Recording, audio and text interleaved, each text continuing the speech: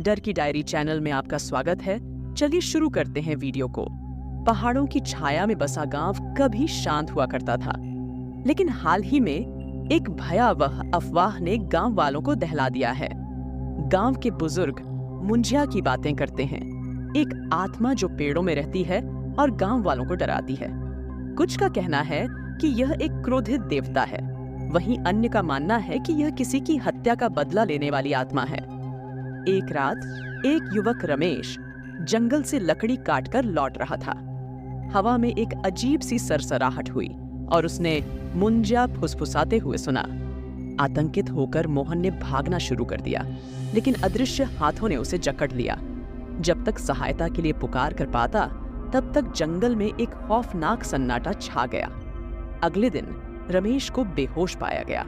उसकी आंखों में दहशत जमी हुई थी। गांव में दहशत फैल गई। सभी को अब मुंजिया का डर सताने लगा। मोहन तो बच गया, लेकिन जंगल से लाया गया वो अकेला नहीं था।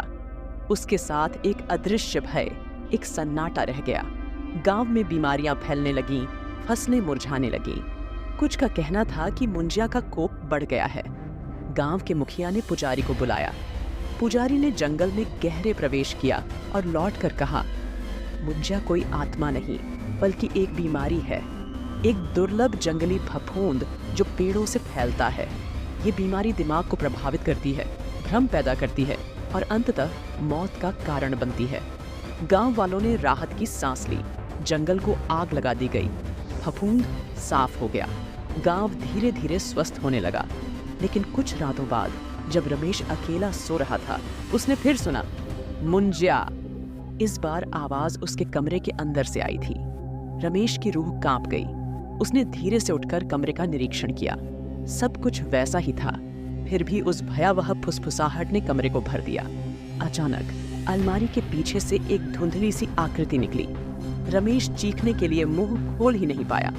फिगर धीरे धीरे उस तरफ बढ़ा, मानो उसे पहचानना चाहता हो। तभी बाहर मुर्गे बांग देने लगे। आकृति रुक गई, जैसे सूरज की पहली किरणों से बच रही हो। एक क्षण के लिए सब कुछ जम गया, फिर आकृति अलमारी के पीछे गायब हो गई। सन्नाटा फिर छा गया, जिसे सिर्फ रमेश के तेज श्वासों ने तोड़ा। सुबह होते ही रमेश गांव के सबसे बुजुर्ग व्यक्ति के पास गया। बुजुर्ग ने कहानी सुनकर सिर हिलाया और कहा, मुंजिया बीमारी थी, ये तो ठीक है, लेकिन जंगल की आत्माओं को भगाने के लिए हमने जो अनुष्ठान किया था, उसमें एक चूक हो गई। हमने उन्हें शांत करने के बजाय और क्रोधित कर दिया है। अब गांव पर एक नया खतरा मंडरा रहा था, एक क्रोधित आत्मा जिसका रूप अस्पष्ट था और जो सिर्फ रात में ही सामने आता था। रमेश निराश होकर गांव के बाहर जंगल की सीमा पर पहुंचा। शाम ढल रही थी। पेड़ों के लंबे साए खौफनाक लग रहे थे।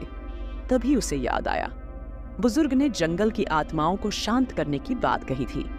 उसने इंटरनेट पर खोज शुरू की और देर रात तक पढ़ता रहा। फिर उसने एक प्राचीन मंत्र पाया जो कथित तौर पर आत्माओं को शांत करने के लिए इस्तेमाल होता था। हालांकि मंत्र का प्रयोग करने की चेतावनी भी दी गई थी, गलत उच्चारण भयानक परिणाम ला सकता है। रमेश हिचकिचाया, लेकिन गांव को बचाने की जिम्मेदारी भारी थी। उसने मंत्र को याद किया और जंगल में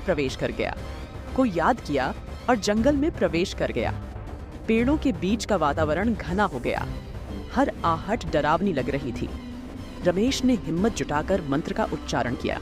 हवा में एक सनसनाहट हुई और अचानक एक भयानक चेहरा पेड़ के तने से सामने आया। रमेश की चीख निकल गई। मंत्र अधूरा रह गया। फिर कुछ अजीब हुआ। भयानक चेहरा धीरे धीरे बदलने लगा। क्रोध मिट गया, चेहरे पर शांति छा गई। एक क्षण में आकृति पारदर्शी हो गई और जंगल में गायब हो गई। सन्नाटा छा गया। रमेश थक कर एक पेड़ के सहारे बैठ गया। वह जीत गया था, उसने गांव को बचा लिया था। लेकिन तभी उसे एहसास हुआ कि उसका एक पैर जमीन से ऊपर है। धीरे धीरे नीचे देखने पर उसने पाया कि वह हवा में तैर रहा है।